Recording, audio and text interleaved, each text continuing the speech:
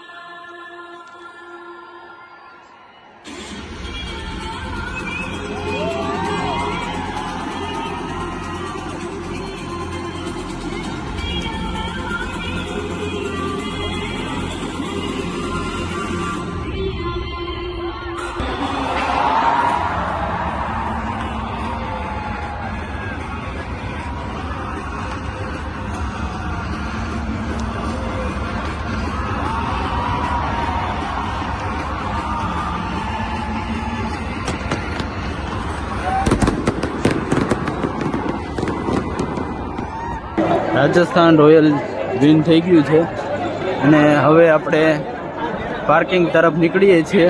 પાર્કિંગમાં જે આપણી ગાડી પાર્ક કરી છે ત્યાં જવા માટે. ત્યાંથી પછી બહાર થોડું જમી અને ત્યાંથી પછી ઊંઝા માટે નીકળવાનું છે. તો આપણે હવે જમવા માટે પહોંચી ગયા છીએ. તો હવે આપણે જમીને પછી અહીંયાથી ઊંઝા માટે નીકળવાનું છે. તો આપણે પહોંચી ગયા છીએ ઉમિયા માતાના મંદિરે ઊંઝા. હવે અહીંયા આપણે નાઇટ સ્ટે છે, તો અહીંયા નાઇટ સ્ટે કરી અને સવારે નીકળવાના છીએ શંકુ વોટર પાર્કમાં. તો આનો નેક્સ્ટ પાર્ટ જોવા માટે અમારી સાથે કન્ટિન્યુ બન્યા રહેજો.